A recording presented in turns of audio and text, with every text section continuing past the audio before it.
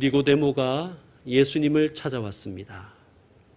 니고데모는 1절에 의하면 바리새인이었고 백성의 유대인의 지도자였습니다. 그 이름의 뜻은 백성의 정복자라는 뜻입니다. 자, 니고데모는 어느 모로 보나 명실상부 유대인을 대표할 수 있습니다. 2절을 보시면 그가 밤에 예수께 와서 이르되 랍비여 우리가라고 얘기합니다. 우리라고 이야기하지요. 이 우리는 유대인들이며 좀 더 구체적으로 말씀드리면 지난 시간에 배운 표적을 보고 믿는 사람들입니다. 예수님은 표적을 보는 사람들의 믿음을 믿지 않으셨지요. 예수님은 그런 믿음에 예수님의 몸을 의탁하지 않았습니다. 니고데모가 그들을 대표하는 것입니다. 니고데모는 밤에 예수님을 찾아왔다고 되어 있어요. 여기서 밤은 그의 영적인 어두움을 상징하는 문학적인 표현입니다. 우리가 요한복음을 읽어보면 이렇게 빛과 어두움의 메타포를 발견할 수 있습니다. 여러 군데서 발견할 수 있는데 한 군데만 한 번 더 찾아보겠습니다. 13장으로 가셔서 오늘 말씀은 손으로 잡으시고 13장으로 가시어서 30절을 읽겠습니다. 요한복음 13장 30절 유다가 그 조각을 받고 곧 나가니 밤이러라. 아멘. 예수님을 배반하고 돈 몇 푼에 예수님을 팔아넘기기 위해서 예수님을 떠나는 가룟 유다, 그가 그 조각을 받고 곧 나갔더라 라고 해도 아무런 문제가 되지 않습니다. 오히려 이게 더 자연스럽죠. 그런데 요한은 밝힙니다. 나가니 밤이러라. 상징이죠. 빛 대신 예수님을 떠나는 즉시 그는 사탄과 어둠에게 사로잡혀 버렸다는 것을 대조시키기 위한 것입니다. 자, 다시 오늘 말씀 3장으로 넘어와서 영적 어둠의 니고데모가 빛이신 예수님께 나와서 이야기합니다. 선생님, 당신은 하나님께로부터 오신 선생인 줄 아나이다. 여러분, 니고데모는 예수님을 랍비라고 생각했습니다. 물론 그는 예수님이 보통의 예사로운 랍비는 아니라고 알고 있었습니다.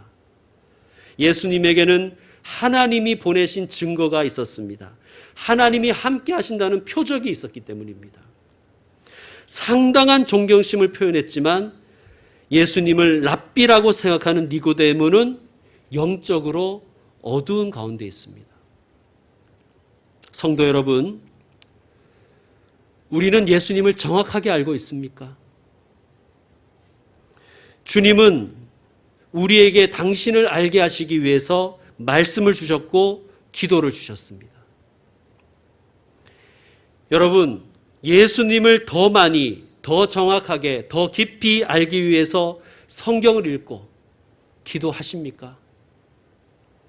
성경도 읽지 않고 묵상도 하지 않고 성경 공부도 하지 않으면서 무슨 자신감에서 예수님을 따르는 그리스도인이라고 할 수 있겠습니까? 기도도 하지 않으면서 나는 예수님을 믿는다고 어떻게 고백할 수가 있겠습니까? 성도 여러분, 성경을 읽으십시오. 성경을 공부해 보시면 한 가지는 정확하게 아실 것입니다. 아, 내가 성경에 정말 무식하고 무지하구나. 여러분, 기도하십시오. 기도해 보시면 한 가지는 명확하게 아실 것입니다. 아, 내가 참 기도가 부족하구나. 그래서 쉬지 말고 기도하라고 하시는구나를 깨달으실 것입니다. 니고데모가 예수님을 막 지켜 세웁니다. 상찬합니다. 당신은 하나님께서 보내주신 선생인 줄을 우리가 알고 있습니다. 당신은 요즘 제일 잘 나가, 제일 핫한 분인 것을 우리가 알고 있습니다. 막 이렇게 지켜 올리고 둥둥 띄워주면 보통 우리들은 다 속아 넘어가죠.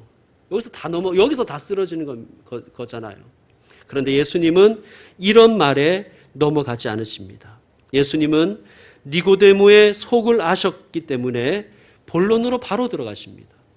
예수님이 니고데모의 속을 아셨다는 것은 표적을 보고 믿는 사람들의 생각을 알고 계신다는 뜻입니다. 자, 그들은 자기들이 아브라함의 자손이니 메시아가 오셔서 세우시는 그 나라, 그 하나님의 나라에는 당연히 들어간다고 생각했습니다. 그 중에서도 바리새인이요 유대인의 지도자인 니고데모 정도 되는 사람은 1순위로 들어갈 것이라고 확신했습니다. 그런 니고데모에게 예수님은 충격적인 말씀을 하시는 거예요. 3절을 우리 읽어봅시다. 시작. 예수께서 대답하여 이르시되 진실로 진실로 내게 이르노니 사람이 거듭나지 아니하면 하나님의 나라를 볼 수 없느니라. 아멘. 아브라함의 자손일지라도 바리새인이고 유대인의 지도자고 종교 지도자라 할지라도 거듭나지 않으면 하나님의 나라에 들어가기는커녕 고사하고 그 나라가 온다 해도 그 나라를 알아보지도 못할 것이라고 말씀하십니다. 충격적이죠. 거듭에 해당하는 헬라어는 아노센이라는 부사입니다. 이 부사는 두 가지 뜻을 가지고 있는데 하나는 다시 한번이라는 뜻과 다른 하나는 위로부터라는 뜻을 가집니다. 여러분이 가진 성경에 거듭나지 앞에 주석이 표시되어 있죠. 뭐라고 되어 있나요? 위에서, from above 이런 뜻입니다. 그러므로 거듭난다는 것은 다시 한번 위로부터 난다는 뜻입니다. 영적으로 나야 하나님의 나라를 볼 눈이 생긴다는 뜻입니다. 그런데 니고데모는 이 아노센을 다시라고만 이해했습니다. again. 그래서 이렇게 되묻지요. 4절을 읽어주십시오. 시작.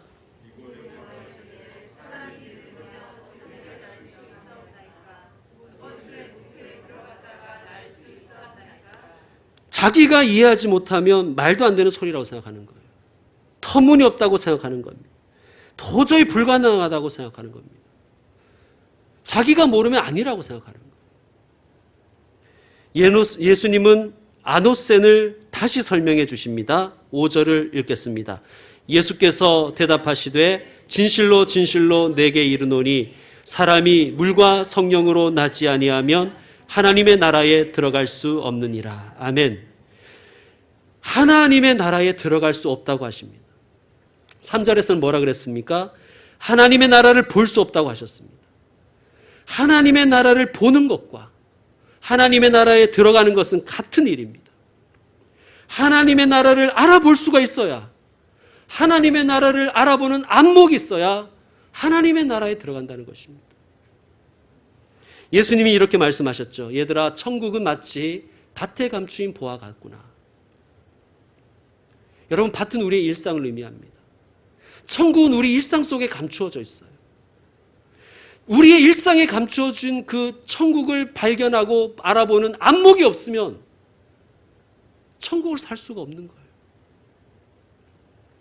밭에 감추어져 있는 보화가 천국이 보화인 줄 아는 사람은 자기의 소유를 다 팔아서라도 그 밭을 소유하는 것입니다. 그러므로 천국은 천국을 알아보는 자에게 발견되고 소유가 되는 것입니다. 저와 여러분에게 천국을 알아보는 눈이 있기를 원합니다. 예수님은 니고데모에게 말씀하십니다. 니고데모로 대표되는 유대인들에게 하시는 말씀이죠. 너는 하나님의 나라를 알아보는 눈이 없구나. 너는 백성의 지도자지만 하나님의 나라에 아직 들어가지 못했구나. 너는 구원받지 못했다. 니고데모는 자기는 아브라함의 자손이고 자기는 바리새인이라서 구원은 당연하다고 생각했습니다. 그런데 예수님은 아니야. 너는 하나님의 백성이 아니야 라고 말씀하시는 거예요. 물과 성령으로 태어나야 구원받는다고 말씀하십니다. 아브라함의 자손으로 태어나서 할례를 받고 율법을 철저히 잘 지키면 당연히 하나님의 나라에 들어간다고 믿었는 이 니고데모로 대표되는 유대인들은 예수님이 아니다, 물과 성령으로 태어나야 한다고 하신 이 말씀에 충격을 받았을 것입니다. 물과 성령으로 태어나지 않으면 천국을 볼 수도 없고 들어갈 수도 없습니다. 물과 성령으로 태어난다. 어렵지요.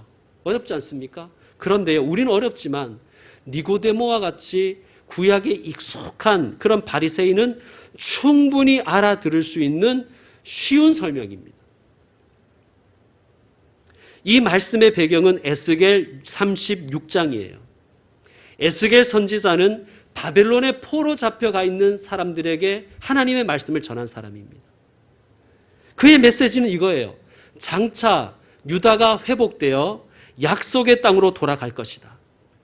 돌아가서 너희는 성전을 짓고 하나님을 예배할 것이다. 그러나 다만 하나님은 너희의 죄를 씻으시고 회복시키실 것이다. 왜 그렇습니까? 유다가 망한 이유가 뭐예요? 바벨론에 끌려간 이유가 무엇입니까? 죄 때문이었습니다. 죄를 남겨두고 돌아가게 하시지 않을 것입니다. 하나님은 마치 물을 포도주로 변화시키듯이 유다를 새롭게 변화시키겠다고 말씀하십니다. 자, 우리 에스겔서 36장을 이제 한번 확인해 보겠습니다. 구약 성경 1200페이지쯤에 있습니다. 1206페이지쯤에 있습니다. 에스겔 36장. 오늘 말씀은 손으로 잡으시고 구약 1200페이지쯤으로 가시죠. 에스겔 36장 25절에서 27절 세 절의 말씀을 교독으로 읽겠습니다. 36장 25절 제가 먼저 읽습니다. 맑은 물을 너희에게 뿌려서 너희로 정결하게 하되 곧 너희 모든 더러운 것에서와 모든 우상 숭배에서 너희를 정결하게 할 것이며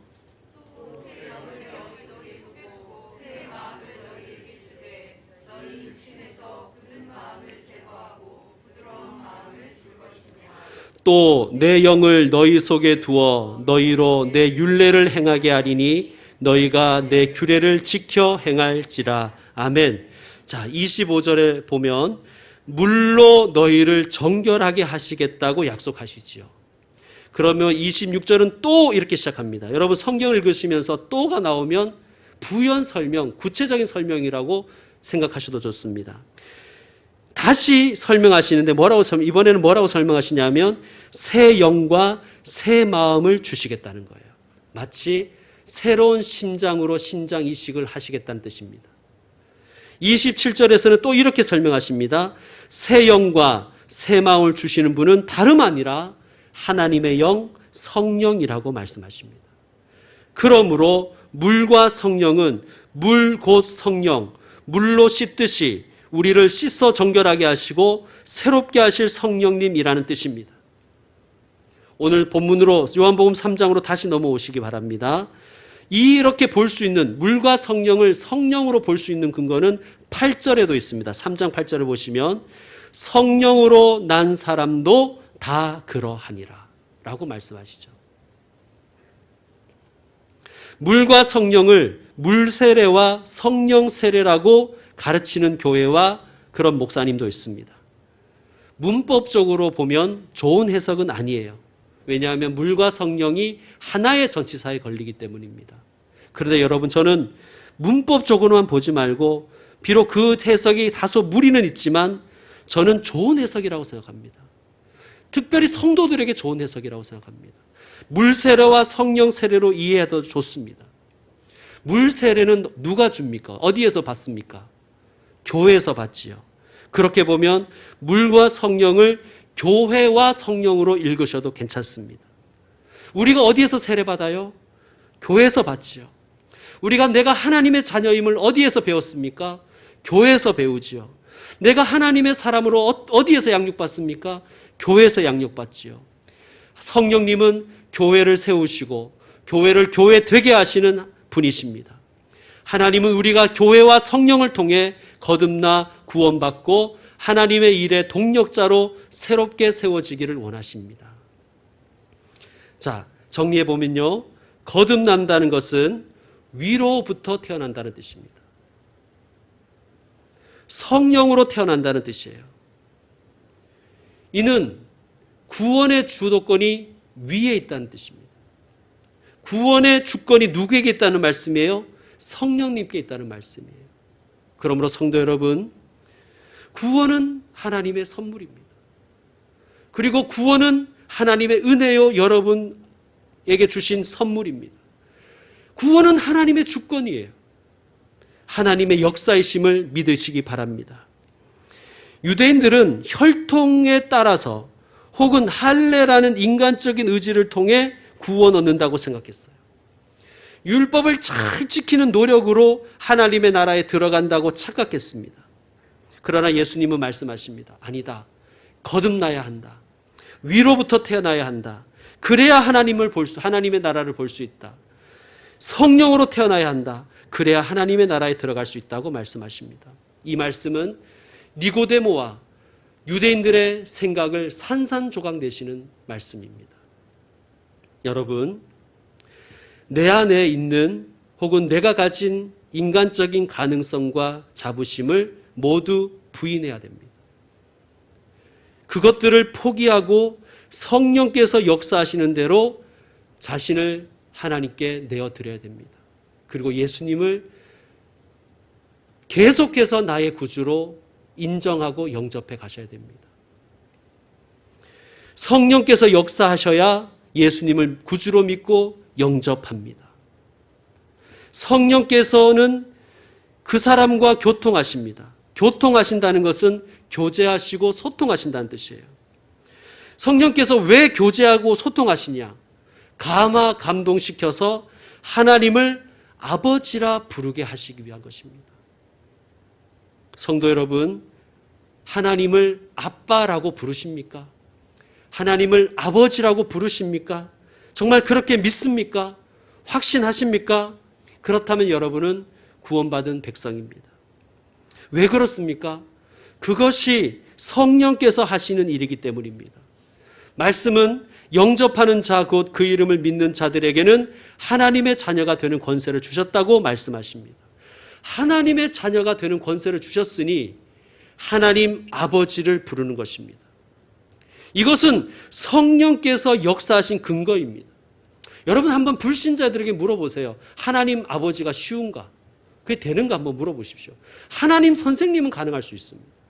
예수 선생 뭐 이런 건 가능할 수 있습니다. 하나님 아버지 이게 정말 가능한지 한번 물어보시길 바랍니다. 여러분, 성령께서 우리를 변화시키셔서 우리가 왜 그런지는 모르겠지만 하나님의 자녀임을 인정하게 하십니다. 마치 물로 포도주로 변화주를 만드듯이 말이죠. 그러므로 성도 여러분, 우리 자신과 우리 자녀들과 우리의 가족들과 우리의 교회를 위해서 이렇게 기도합시다. 따라합시다. 성령님 저에게,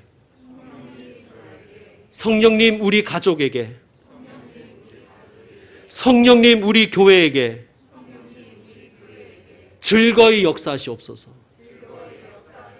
여러분 그렇게 기도하시길 바랍니다. 자, 6절 읽어주세요. 시작. 아멘. 여러분 거듭나지 못하면 육으로 나서 육으로 살다가 육으로 죽어 육이 받는 심판을 받습니다. 반면에 영으로 난 것은 영입니다.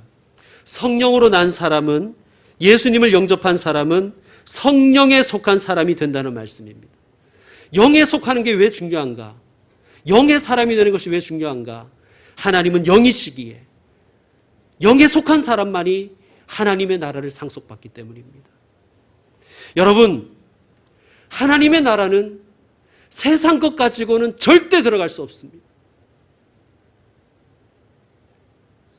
육에 속한 것으로는 결코 하나님을 기쁘게 해드릴 수가 없습니다. 육의 세계에 살면서 영에 속한 세계에 들어갈 수 있다고 착각하지 마십시오. 수백 번 엄마 뱃속에 들어갔다 나와도, 아니 억겁의 윤회를 거친다 할지라도 육으로 난 것은 그저 육일 뿐입니다. 육의 것은 심판받을 수밖에 없습니다. 여러분 무엇을 쫓고 계십니까? 도대체 무엇을 쫓고 계십니까? 육의 열매를 구하십니까? 영의 열매를 구하십니까? 육의 열매 위에서 영의 열매 다 바꿔 먹고 있지는 않습니까? 여러분, 내가 믿는 사람이라고 생각하면서 그렇게 말은 하면서 세상 사람하고 똑같이 육적인 것만 생각하고 살면 그건 결코 하나님 나라 백성이 아닙니다. 여러분 무엇을 추구하고 계십니까? 여러분 예수님을 믿는다는 것은요, 내 주인을 바꾸는 거예요. 나의 세계관을 바꾸는 거예요. 삶의 방식과 목표를 변화시키는 것입니다. 이것을 회심이라고 하는 거예요. 종교만 바꾸면 우리는 개종이라고 그러죠. 하나님은 우리가 개종하기를 원하시는 것이 아닙니다. 하나님 우리가 회심하기를 원하십니다. 여러분 회심은 시시때때로 일어나야 됩니다. 한 번 회심한 걸로 끝나는 게 아니라 날마다 새롭게 회심해야 되는 것입니다. 예수님을 나의 주인으로 모시지 않으면 언제나 물질이 주인 되어 있지요. 생각하지도 못했는데 금세 내가 주인 되어 있잖아요. 7절 말씀, 내가 내게 거듭나야 하겠다 하는 말을 놀랍게 여기지 말라. 거듭나야 한다. 위로부터 나야 한다. 하나님의 영으로 나야 한다. 새로워져야 한다는 말씀은 이미 구약의 여러 수많은 선지자들을 통해서 하나님이 주신 말씀입니다. 바리새인인 니고데모가 선지자들의 그 말씀을 주위에서 들었다면 그는 충분히 예수님의 말씀을 이해했을 것입니다. 여러분 그동안 수많은 설교와 수많은 성경 공부를 하셨지 않습니까? 조금이라도 귀를 기울여 들으시면 거듭나야 한다는 것이 무슨 말씀인지 아실 것입니다. 내 주인이 바뀌어야 되는 것이고 내 세계관이 바뀌어야 되는 것이고 내가 추구하는 열매가 달라져야 되는 것이죠. 자, 계속해서 예수님은 구원을 이렇게 말씀하십니다. 8절을 읽어주세요. 시작.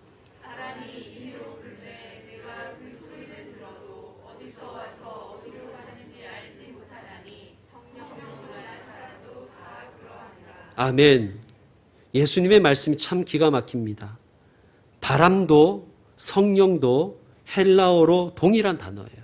푸뉴마. 예수님이 이렇게 말씀하십니다. 바람은 임의로 불지 않느냐. 여러분 임의로 분다는 것은요, 마음대로 분다는 것이에요.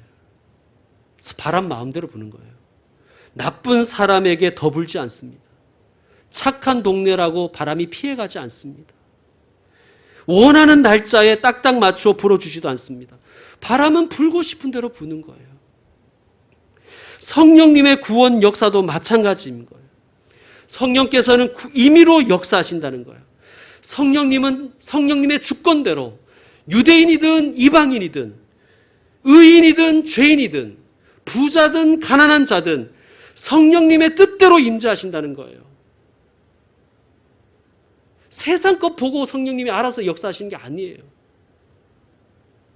하나님이 막으시면 열자가 없습니다, 여러분. 하나님이 닫으시면, 하나님이 열어주시면 닫을 자도 없고, 하나님이 여시면 하나님이 막으시면 다 열자가 없습니다, 여러분. 여러분의 힘으로 사는 게 아니잖아요. 여러분, 바람은 공기의 흐름이기에 눈으로 볼 수가 없지요. 그렇죠? 그러나 그 흔적을 보면 바람이 있다는 걸 우리가 알지 않습니까? 나무가 흔들린다든지 낙엽이 굴러간다든지 그러면 우리는 바람이 부는구나 인정합니다. 성령님의 역사도 마찬가지라는 거예요.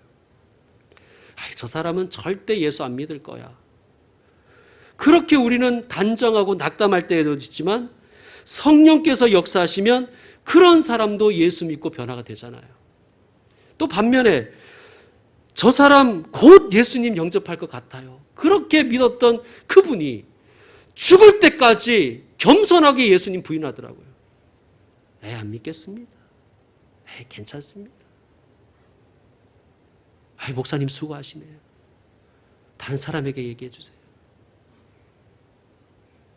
여러분, 성령의 역사를 인정하십시오. 내가 구원받은 것 성령의 역사였습니다. 내가 지금까지 예수 믿는 사람으로 살게 하신 것 성령의 역사입니다. 그러므로 구원은 오직 성령님의 뜻에 달려있음을 믿으시길 바랍니다. 여러분, 우리의 힘이 아니에요.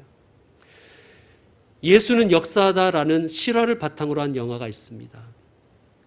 주인공은 예일대를 나온 아주 똑똑하고 합리적이고 논리적이고 전도 유망한 신문 기자 리라는 사람입니다. 그는 법조 기자예요. 법물 전문가입니다. 그는 오직 사실만 믿어요. 어느 날 식당에 갔다가 딸의 식도에 사탕이 걸려 위급한 상황에 빠졌습니다. 절체절명의 위기에서 한 여인의 도움으로 딸의 목숨을 살립니다. 그녀는 간호사였고 크리스천이었습니다. 리의 아내는 이 일이 계기가 되어서 교회에 나가게 되었고 예수님을 영접하게 되었습니다. 그런데 무신론자인 리는 자기 부인이 쇠뇌를 당했다고 생각했고 자기 부인을 구하기 위해서 예수가 허구임을 입증하려고 합니다. 예수 이야기가 사기라는 것을 밝혀내면 부인이 돌아올 것이다. 그래서 취재를 시작했습니다. 취재를 열심히 했습니다. 그런데 취재를 열심히 하면 할수록 오히려 예수님의 이야기가 역사적 사실임을 인정할 수밖에 없습니다. 그리고 그는 결국 예수님을 믿게 되지요. 그가 아내에게 이렇게 말합니다. 당신이 크리스천이 되었을 때 나는 정말 무서웠어. 나는 당신을 구해야 한다고 생각했어. 그래서 모든 것이 다 사기라는 것을 밝히기로 한 거야. 그래 나는 할 수 없었어. 당신이 믿는 그 믿음의 증거는 내가 생각했던 것보다 훨씬 강력했어. 그런데 그저 증거 때문만은 아니고 당신 때문이기도 했어. 날 계속 사랑해준 당신, 내 생각엔 그래서 하나님도 날 포기하지 않으셨나 봐. 나도 내가 무슨 말을 하는지 아직 실감이 안 나. 그러나 나는 이제 믿어. 그리고 부인의 권유에 따라서 그 자리에 무릎을 꿇고 하나님께 영접 기도를 드립니다. 하나님, 제가 지금 뭘 하는지도 모르겠습니다. 제가 모든 것을 알 수 있다고 생각했지만 저는 모든 것을 알 수 없었습니다. 앞으로도 그렇겠지요. 그래서 믿습니다. 넷플릭스에서 7월 19일까지 시청할 수 있습니다. 여러분, 이 기도가 저는 참 와닿아요. 정말 와닿아요. 하나님, 정확하게 뭐라고 설명할 수는 없습니다. 뭐가 어떻게 되는지 저도 잘 모르겠습니다. 그러나 저는 예수님을 믿습니다. 성도 여러분, 믿음은 그런 것입니다. 구원은 그런 것이에요. 성령께서 성령의 뜻대로 주권적으로 행하신 역사이기 때문입니다. 성령으로 난 사람은 다 그러하니라. 여러분, 구원은 그렇습니다. 논리적으로, 이성적으로 이것이 이거다 딱 설명할 수는 없겠는데 하나님이 계신 것 같아. 이건 제 친구의 고백이었습니다. 뭐라고 설명할 수는 없겠는데, 논리적으로 이건 이럴 거라고 내가 증명할 수는 없겠는데 하나님이 정말 살아계시는 것 같다. 성령께서 하게 하신 고백인 줄로 믿습니다. 여러분, 그러므로 가족의 구원을 위한 기도를 하시는 분들은 꼭 기억하십시오. 성령께서 구원하시는 것입니다. 하나님 손에 맡기시고 하나님께 기도하십시오. 그리고 여러분이 할 일은 하나님 사랑, 이웃 사랑, 교회 사랑으로 우리의 믿음을 증명하는 것입니다. 이제 말씀을 마무리하겠습니다. 어떤 사람들의 거듭남은 매우 인상적이고 그 과정이 격정적이기까지 하지요. 극적인 상황이 전개되고 고통스러운 여정을 지나서 결단의 순간을 경험합니다. 예수님을 믿은 후에 얼마나 큰 극도의 안도감을 얻었는지, 얼마나 큰 기쁨과 흥분이 있는지 용서와 사랑을 간증하기도 합니다. 그런데요, 그렇지 않은 사람도 있어요. 저 같은 사람이. 저는요, 예수님을 영접하긴 했는데 너무 자연스럽게 마치 아무 일도 없었다는 듯이 거듭났습니다. 생각해보면 너무 밋밋해요. 그래도 저는 구원받았습니다. 제가 무슨 말씀을 드리려고 하는가? 구원은 성령님의 주권적인 역사임을 인정하시라는 거예요. 저 사람처럼 나도 거듭남을 경험하고 싶다. 여러분, 그런 것은 없습니다. 성령께서 알아서 해주시는 거예요. 우리에게 맞게. 여러분, 격정적인 과정을 통해서 예수님께로 돌아온 사람은 그렇게 할 수밖에 없었던 거예요. 하나님. 안 그러면 안 믿거든요. 어떤 사람은 말로 해도 듣지만 어떤 사람은 꼭 한 방 맞아야 말을 듣잖아요. 여러분, 말로 할 때 돌아오시든지 맞고 돌아오든지 여러분 마음이겠지만 여러분, 그 과정은 아마 여러분이 생각한 것 이상으로 힘드실 것입니다. 말로 할 때 돌아오셔서 하나님 앞에 무릎 꿇은 것이 복입니다. 그리고 또 어떤 분들은 이렇게 어떤 분이란 말 취소입니다. 어떤 사람들은 이렇게 얘기하죠. 구원을 받았다는 핵심 증거가 있어야 돼. 반드시 이게 있어야 돼. 구원받은 날짜와 시간을 알아야 돼. 라고 그럴듯하게 말하는 이단도 있습니다. 현혹되지 마십시오, 여러분. 하나님이 내 아버지이심이 믿어지신다면, 그래서 아버지, 하나님, 내 아버지여, 이 고백이 되신다면 거듭나셨습니다. 구원 받으셨습니다. 예수님은 깜깜한 밤과 같은 삶을 사는 니고데모와 같은 사람, 아니 바로 나 같은 사람을 구원하시기 위해 오셨고 십자가에 달리셨음을 저는 믿습니다. 여러분은 믿으십니까? 하나님이 하시는 일이 다 이해되지는 않지만 또 내게 무슨 일이 일어났는지 잘 모르겠지만 하나님 아버지의 은혜와 주권과 선하심과 사랑이 믿어지십니까? 그렇다면 하나님의 자녀요, 하나님 나라의 백성입니다. 그러므로 언제 구원받았는지 생각하며 시간 낭비하지 마시고 구원의 은혜 가운데 살아가시기를 축원드립니다. 기도하겠습니다.